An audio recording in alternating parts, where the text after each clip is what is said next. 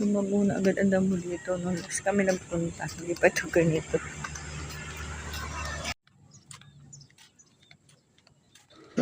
Diyan, maglalakad ulit tayo para magpalakas ng katawan. Konting exercise. Maraming tao dito. Yan, maraming nagbabike. Meron din nagsusumba. May mga nag-exercise. Ba't ibang klase ng tao. At yan, si Taal ay nagbubuga pa rin ng usok. Dito kami sa Daddy's Food House sa may Baywalk Montero. Okay lang.